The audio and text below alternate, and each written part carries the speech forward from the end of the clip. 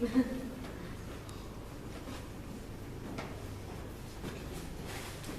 I usually have a few brushes, you know, one for fairly soft brushes as well.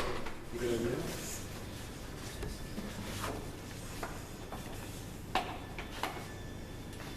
And you know, you just, where it's a little bit darker, where it gets darker, you just drag the white a little bit thinner to get the right value.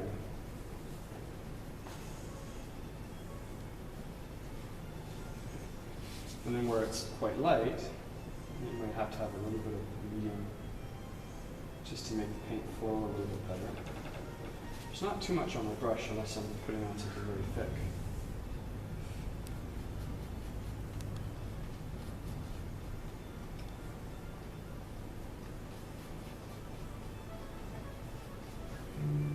So, does squinting help decide where the light is going to be?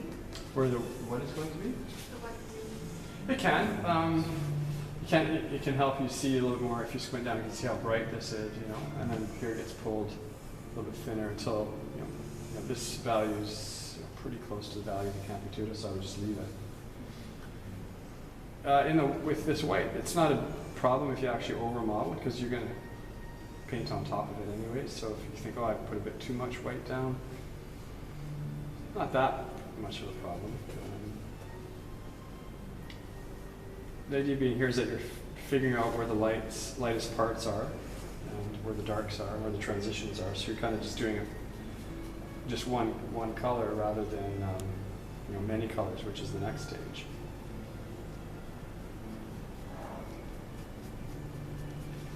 You know, here on the arm, it's a fair bit of light. I'll put that in a little bit thicker.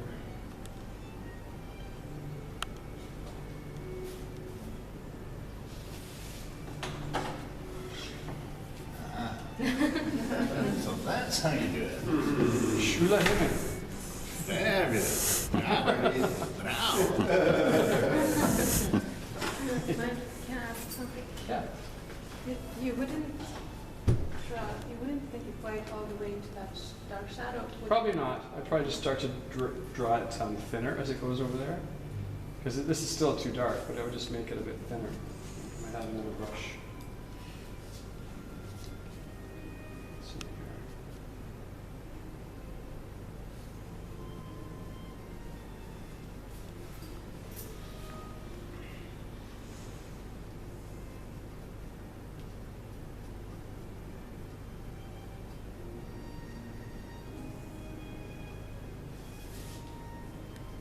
You know, and if you put too much white down, you can just, it's very easy just to spread it back in and clean it up, spread it a bit thinner.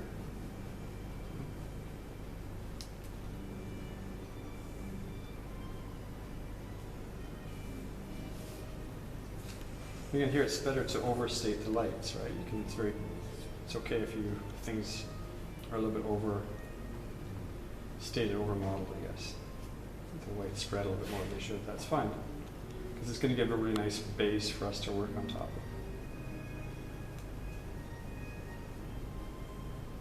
How much time will we spend on this? Pardon? How much time will there be a few layers of this that we'll do, or No, just the one. just the one? Yeah. Hopefully just the one, unless it's really dark, but hopefully you can catch it. But yeah, you just need the one layer here. Where it's, where it's really light, just put the paint on a bit thicker.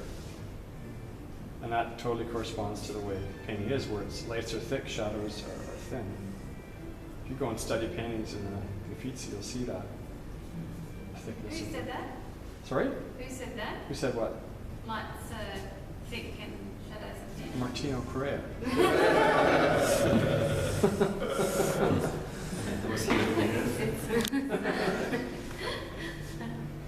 You may have heard of him. Yeah. So did we just do... Don't believe everything you hear.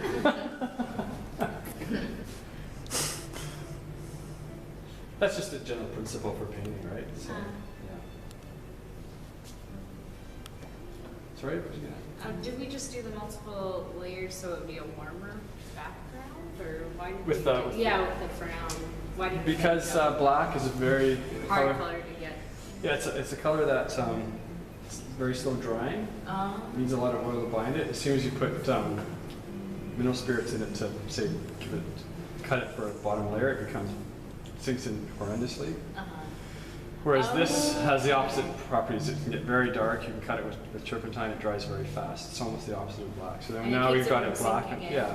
Well, it'll still sink in because we're working in layers. But it Is that why we didn't use raw umber? We used it doesn't matter. burnt Burnt umber, raw umber. Raw umber is a bit Doesn't cooler. Burnt umber because it's a fairly warm painting. That's all. Oh, okay. Yeah. His ground is fairly warm, maybe even a little bit warmer than what I have. But where's the last one? So next we've got a very dark background. It's also very lean. It's been cut with turpentine. And black takes a lot of layers, right? Yeah. You take 2 layers, and just in the way paintings are made, it would just crack like crazy. So now we've got a strong dark base, and we can put one layer of black on. Tomorrow you'll see, boom, it stays black. We'll make it very rich, a lot of oil, a bit of varnish, drier, and you won't get much sinking in. Okay. Yeah.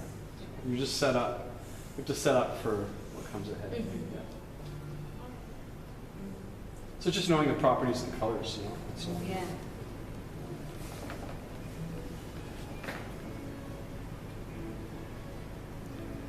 What about the edges? Soft, yeah, Soft edges. except where they're really hard, you can keep them hard, but always err on the side of a bit softer because it can be sharpened very easily. Sharp edges, however, are hard to cover up, so if you err on a bit of softness, it's fine. Yeah, can you see these little pieces, of unground gesso there? So. And then as it goes across, I'm just going to try to start to pull it a bit thinner.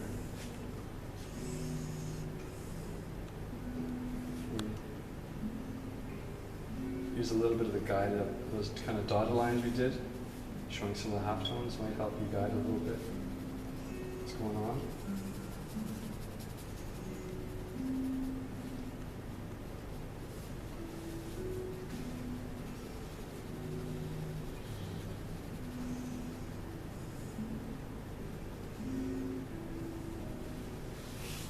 So just having multiple brushes too, when it's softer, cleaner.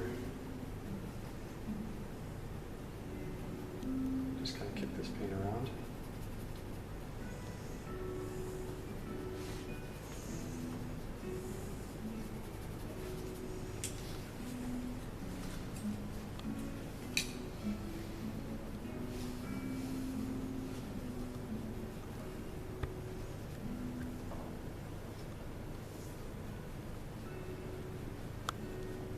And there's no reason why you can't work on top of this tomorrow if it's not quite light enough. It's fine.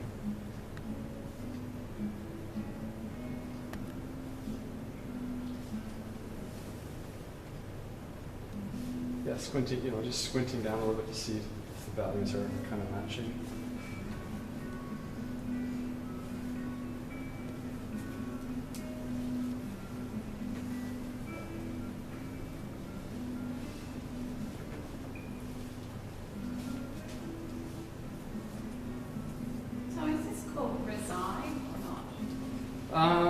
Grisaille would be a gray, so there would be white, black, and a brown. Yeah, which is what they're doing in the other class. They're actually modeling it. Yeah.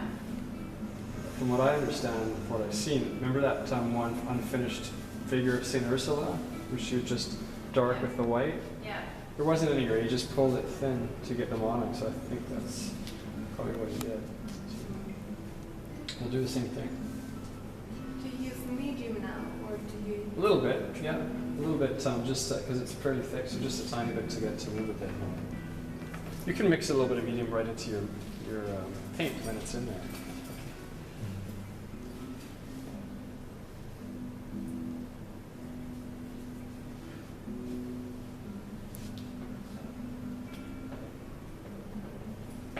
You see now, the nice thing about having that spray fixative is that you can still see all your lines.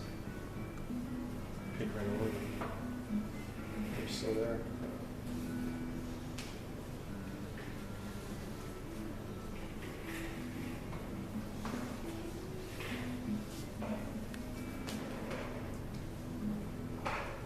can spend quite a bit of time modeling if you want to model this a bit more. That just sets you up for less work at the painting stage where you're trying to figure out colors.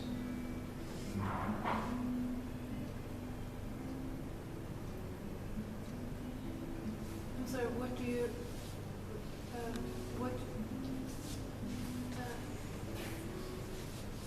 I don't know, I missed the words on. Modeling? No, what were you moving on to the last stage? The color. Because this is going to be the underpainting for the color.